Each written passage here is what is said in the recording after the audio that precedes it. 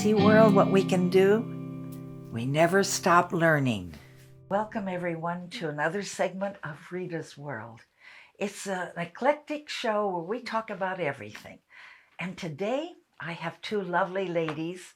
I wallpapered for Kelly Uphoff, and her friend Ingrid Haas. She's the one that contacted me. Did you find me on Google? I found you on Yelp. I was designing for Kelly. Yes.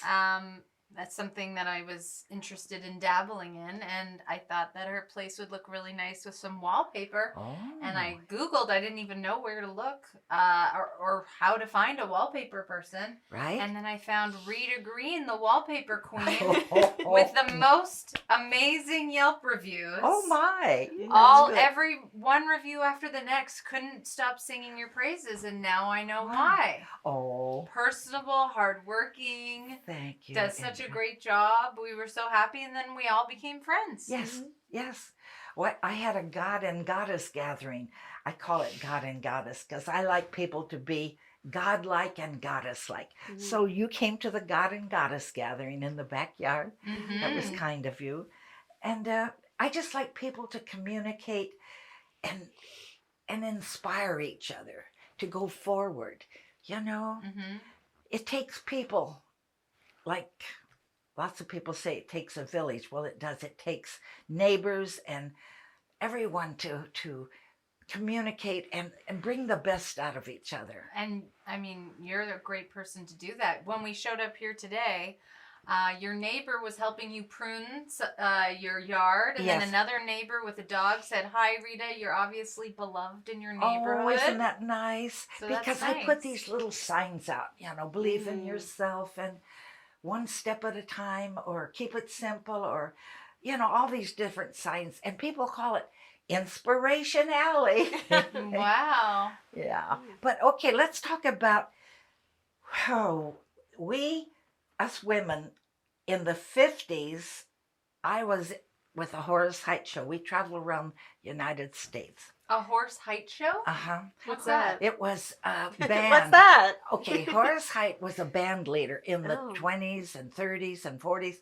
And we traveled around the United States, one night stands, auditioning local talent. But when we got to the South... One night stands have a very different connotation now. Oh, does it? I thought you knew. That is funny. I love that. I love that, Ingrid. But we went to one town and then another town the next night, and that's what I meant. But that makes sense. That's probably where it came from. Maybe. Yes.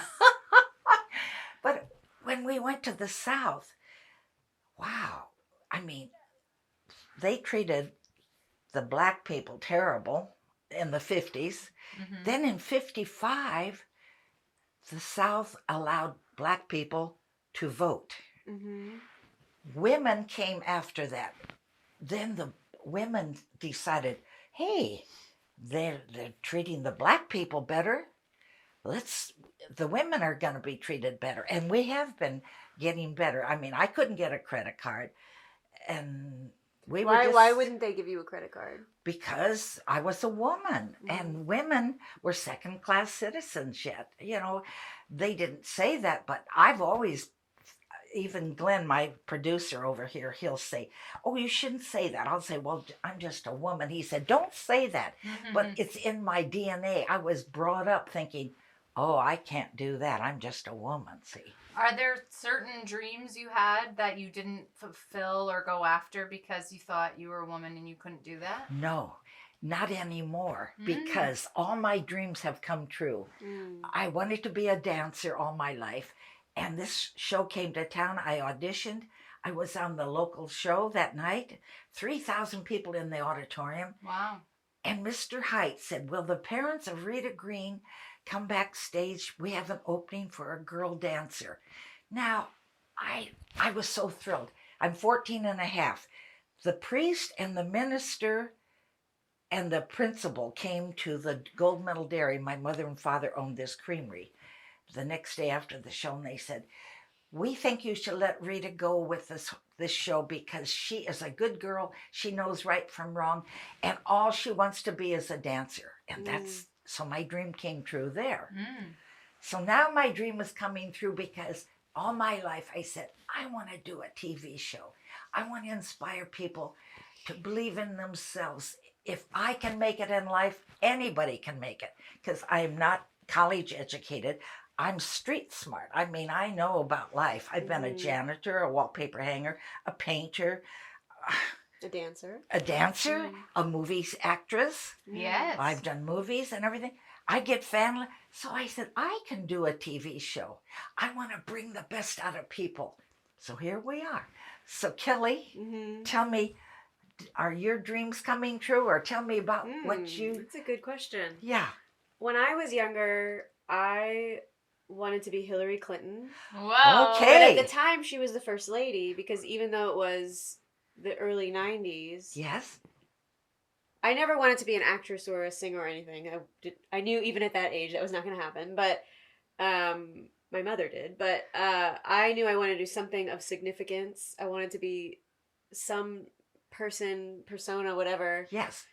And Hillary Clinton was really the only person I ever, as first lady, remembered. But she was a very different first lady. You know, she did legislation, and she was, you know, totally derided for it. And and criticized, and I think that's part of why she has a bad image today, because people resent that she tried to do more with being a first lady. So my dreams were like to be Secretary of State or like politician. Yes. But then I got into business. But I think my dreams are coming true in the sense that I'm getting to live a bigger life than what I thought I would live, and I feel respected, and so in some ways my dreams are coming true. Of course. In some ways not, Rita. Well, you're still young, honey. You've got time. Yeah, we baby have time. chicken. Yeah, Baby we have chickadee. Yes, you are. And Ingrid, what about you? Are your dreams coming true? Mm-hmm. Good. Yes, many times over. Okay. I grew up in Toronto, Canada. Oh. And I had to make the big trek down southwest.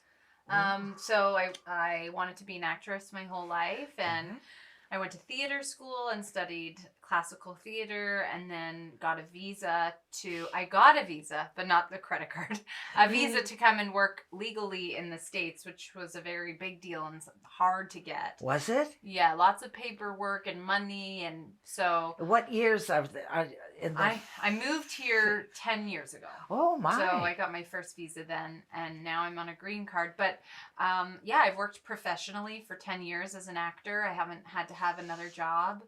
And I've transitioned to writing and been a writer on TV shows. Sorry. Bless you. Yes. You'd edit that. Goddess bless you. Thank you. Yes. Goddess bless you. Yes. And so my dreams are coming true. I always appreciated, on July 4th that I live in a country that I've been able to make a living fulfilling my dreams. And my dreams have changed, and I've had the courage to change my dreams. Perfect. I mean, that takes courage, doesn't it? Yeah, to be able to not be stuck in one... Bless you, not to be stuck on one path, and to recognize that I'm changing, and so the direction of my dreams can also change, and what I want might change, and what success looks like can also change, because some people value family or a relationship as a successful life, or children, or a job, or a house, or travel, or volunteer. So it's so right. So many different things can be the definition of success, and it's up to you to define what that means. Isn't that the truth, folks? I mean, keep it simple. That is the most beautiful answer, because it is up to each individual to follow their dream and never give up. You don't have to be pushy about it. It'll come to you if you're a good person. Just keep believing in yourself and it'll happen, right? Yeah. And I think also being realistic and understanding what is really possible, because I do think there's a lot of heartbreak in this town. Did you see Once Upon a Time in Hollywood? No, I haven't seen that.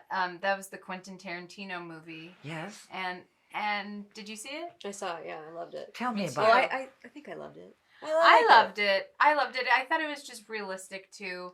I mean, Quentin Tarantino is a filmmaker I love, but also just the realistic, portrayal of Hollywood, and how there's so much sadness. Sadness, yes. And so I think about being in this business or living in this town is about learning how to combat that. And sometimes that means changing the direction of your dreams. So True. I think there's, different ways of never giving up, but maybe never giving up on yourself more than that specific thing you had in mind when you were 10 years old. Right. Because for me, fulfilling life is more exciting than attaining that one thing that I wanted 20 years ago. True. Exactly. Right. Like winning an Oscar. Yeah. You know what I mean? Right. So yes. I think it's about, being realistic with yourself for me. And then one thing I would add that I've learned, yes, and it's not natural to me, is being patient. Because I think that I come not from the entertainment world, more from the tech world, where people rise up very quickly. Like, they're younger because, technology is moving so fast. You think about Mark Zuckerberg. That's the image everyone has that they want to attain. And so I think for me, it's also the patience that success could come in an incremental way, and that like life is long, and be patient and wait for, work hard, and it will happen eventually. right. Mm-hmm. But it's not going to happen overnight. Like No. overnight success is a very rare thing. Very rare. But most people are kind of focused on it. Mm-hmm. Yeah, I read something the other day about overnight success, or it was a tweet from somebody saying, don't ever ask somebody how they got that. Like, how did you get on that show or become that movie? Because nobody just gets something. Even actors that you think come out of nowhere, or a director is seemingly unknown and then suddenly winning all the awards. Yes. They were doing unpaid work for years. They were volunteering. They were making terrible things before they made that one great thing. So nobody comes out of nowhere. In your job and mine, it's years of hard work that goes unnoticed. Yes. Or and keeping your head down and continuing to just practice whatever you want to do. I agree. Yeah. Yeah, it's true. And then you said something that I think is helpful too, which is being a good person. I think people who are striving so intensely forget that at the end of the day, it will catch up with you if you're like absolutely a terrible karma. human being. Eventually, it will catch up with you. Definitely. And maybe when you're 80 or whatever, or you're Harvey Weinstein. Well, nobody helps you when you're when you need help, and yeah, it's true. But everybody knows what's right, and they know what's wrong. And when they go home at night, I'm sure they must say, well, I shouldn't have done that, or I should have been a little nicer to that person, maybe. I don't know. Do you think I'm wrong? I think about most that? people do. I think there's still a big minority who don't like. I don't know what the vibe of the podcast or your thing is, but like Donald Trump, for example, I don't think I mean, there's people have just like mental. Their mental state makes them incapable of. Well, that's true. Of seeing the wrong that they did. Like Harvey Weinstein is like sociopaths, but I think most people. I agree. Most people, like 95%. And I think just the ones that get blinded by their own success or believe their own hype. Yeah. Mm-hmm. But I think those people can turn around as well and make amends and good point. Right their wrongs. I think people can always right their wrongs. I like that, Ingrid. I like that. That's what I'm saying. Yes, what I'm saying. Same thing. It's the same thing. You said the same thing, Kelly. Yeah, that's great. I think most people are good. Oh, I think they just get. I think people get a bit sidetracked by whatever it is. Right. But I think, when you're alone with yourself, you can recognize things and find your way back. Good. Oh, I like that. Yeah. So you mentioned you were a movie actress. Can you tell us a little bit about what that was like as a woman? Was it? Yeah. Like food? Were they, really strict about diet and all that stuff? Did they interfere with your personal? Not really, because I was lucky. My husband, Doodles Weaver, who was an actor, comedian, he was always. He would take me to work. See, he's 24 years older than me. So he was like my guardian, So he would take me to work, and everybody knew him on set. So everybody treated me very nice because they knew I had a nice backup there. They're not going to flirt with me or try to date me or anything because I'm a married woman. So he would be your chaperone? Yes. Okay. He's like my chaperone.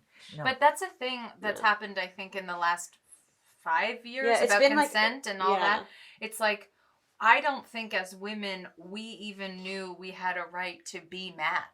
Yeah. For so long. It just was so part of the atmosphere of just working and having men be dominant and say things and do things that made us feel bad, but we didn't even have the conscious awareness that you can't treat somebody like that. Or if we did, we just felt it and didn't. We were like so thankful to be in the room. We would never rock the boat. Right. Like we were just so happy to be like in the, and now I do feel like with Me Too, like the last couple years feel dramatically different in a good way. I mean, we still have like ways to go. I mean, again, Donald Trump's the president, but I think that's pushed us towards this. Yeah. Because he's the president. I agree. And because of what he's done, yeah. It's forced everyone to be like, whoa, whoa, whoa, whoa, whoa. This is not what we stand for, and these are our beliefs, and this is what is right and wrong. Yeah, and I've been on set recently where the AD, the assistant director, would say, okay, we're about to start. Here are some safety precautions. If you fall and hurt yourself, we have a doctor on set. We do not accept or tolerate sexual harassment of any sort. If somebody talks to you in a way that makes you feel uncomfortable, if someone touches you in a way that makes you feel uncomfortable, I am a safe person. You can talk to me. You can talk to this person.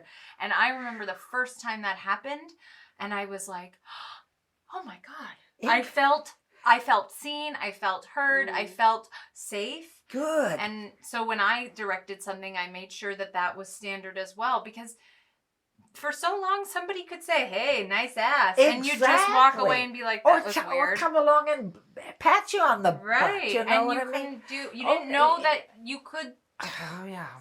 You didn't know there was a safe space. No. I don't like that. Now, with your work, do you manage a lot of people? Do you have people that work under you that you have to delegate? Mm-hmm. Yeah. Yeah, my team is... She's a boss. Yeah. Good. I mean, it's about 65 people, which is a decent sized team. I mean, there's people that I work with, their teams are 500 people. Wow. But yeah, I have a group of leaders who report to me, and then they have their teams. Yes. But I try to interact with everybody. Good. But I'm a little bit introverted, even though I don't come across that way. So it's sometimes hard for me, like the level of interacting that. So you have to be brave and talk to yourself when you drive into work. Be strong today. Or do you say things like that? I don't. It's more like I'm not.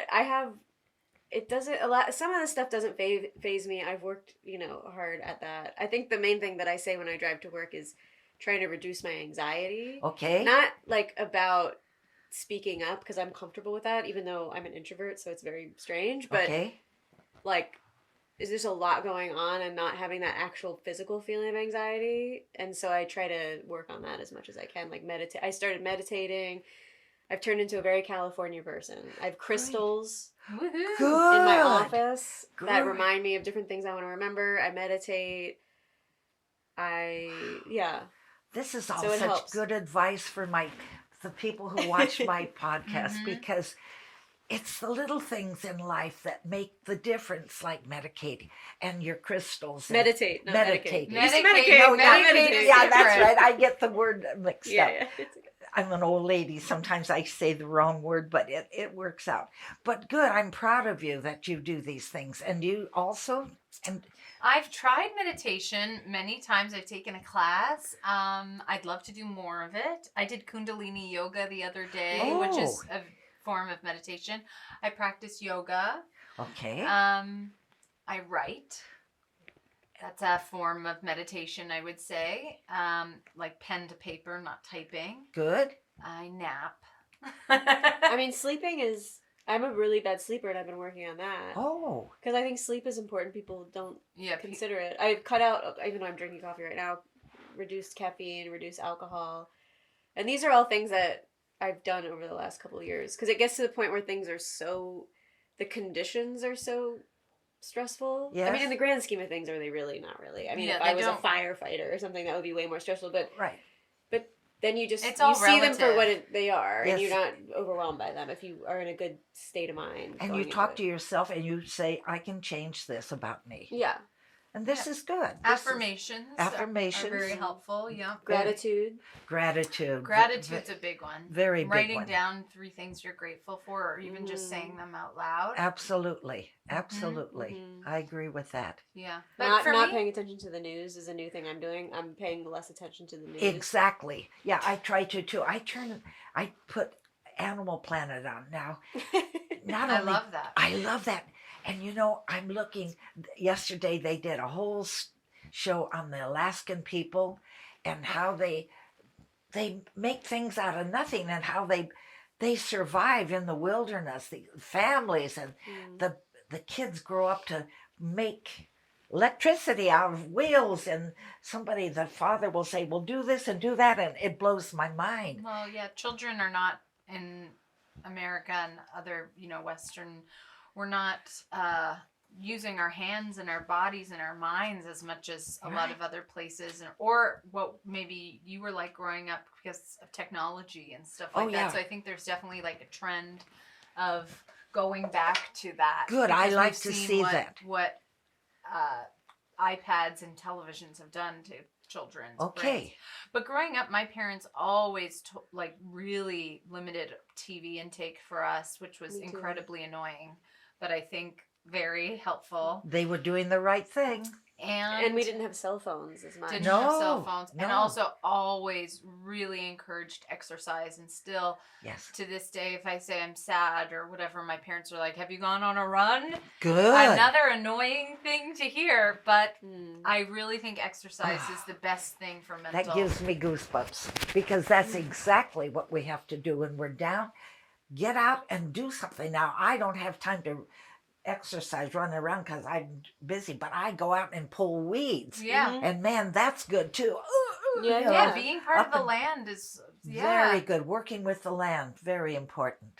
Because especially if you have enough money to hire out all those things, then I feel like people have really lost touch with so much of the world and so much of themselves, because just the act of pulling weeds is getting you out of your head and doing something instead of thinking what I don't have, I'm not friends with anymore, what sort of problems I have, or what can't I achieve, blah, blah, blah, blah, blah. Right. If you're just physical and doing something. Absolutely. Yeah, but women, we are going forward. I was applying for something I just directed my first thing, and good. I was applying for a grant for something for female directors, and I wrote in the grant how when I was a kid, the only directors I knew of were Steven Spielberg and James Cameron, E.T. and Titanic, and I just never thought it wasn't like, oh, I can't be a director, I'm a woman. I didn't consciously think that, but it was just I never saw it, and I do feel like if you see it, you can believe it. So if you're bringing your child, a daughter, to a doctor and you make an effort to see a female doctor, then your daughter knows, I could be, and it's not a conversation, it's just, I could be that. When I was growing up, a young girl, I only really saw Hillary Clinton, but I think a girl my age now sees Elizabeth Warren, Amy Klobuchar, like multiple prominent female senators, prominent women at my work, at least, even over the last 10 years, I have seen so many more women rise up. And now I would say of our, in the sort of executive class of certain big companies, there's like many prominent women, that I can see now, and I can see that, I can achieve like an even higher position. Great. And with female leaders, do you feel like when I worked on shows and there are female showrunners or whatever, they'd be way more conscious about hours working, and they didn't want you working till 8 at night. Are female leaders in your position or higher, like mothers, and aware of stuff they're that more men aware. aren't? They're more aware, and not all of them are mothers, but even if they're not mothers, they're more aware. And the other thing it does is it diffuses the extent to which the environment is dominated by one particular way of acting. It's not like just the aggressiveness and just the alpha male. It's like so many more different types of personalities and types of talent, people who are more introverted, who are just more holistic and more like maybe their leadership style is gentle and empathetic, but they're still effective. Like my boss is probably the best leader that I've ever met. Great. So But she that leads brings through out the empathy. best. Is that a Yeah. woman or a man? Woman. Wow, good. Yeah, and she's really, Good. but she's had a very long career in the tech world and went through quite a bit that I never experienced because we're slightly different generations, even though she looks like she's my age. So she's like a good example of, I think, like the future of leadership where people lead through empathy, which is good for women, but also good for men who don't want to be this aggressive, macho, toxic type of person. Yeah. Perfect. Because So I feel very optimistic, Rita, about our future. oh, Yeah, I do am too. Well, I want to thank you, girls. Thank you so Thank much, you for Kelly having and us. Ingrid. It's really been fun, and I have a little gift for you. They're both the same thing. Okay, this is for your kitchen. Oh, that's so nice. And this is for Oh, your this is very tummy. nice. Dark chocolate. You can Wow, have a very little generous. dark chocolate. Very And So generous. pretty. Is that pretty? Aren't they Yeah, very beautiful? pretty. Beautiful. I This mean- is a very Thank you. Rita design. Yes, that's I my. would got- put it's this like a on a goddess. wall. God. I would put this wallpaper up. Yes, you would put that wood. That's true. You would. I Ingrid. would. Very Thank you nice. so Oh, much. Thank you're you. welcome. I have 2 more gifts underneath there. That is. You are are some gifted plants. up. No, Oh, this is there's nice. 2 little plants there. love this. They're for you girls. So Oh, I made them out of the garden for very you. nice. Oh, wow. Now you take whichever one you want. Okay. Wow. Very nice. Do you like 'em? I love them. Yeah, this is perfect. They won't take any care. Just give them water once in a Succulents. while. Yeah, very nice. Thank you, Rita. Thank you. You're welcome. Very nice. Okay. Thank you. So that's what I wanted to do, to give you girls a little gift and thank them. And thank you everybody for tuning in to Rita's World. And we'll see you next time. Thank you. Bye. Bye. See, world, what we can do? We never stop learning.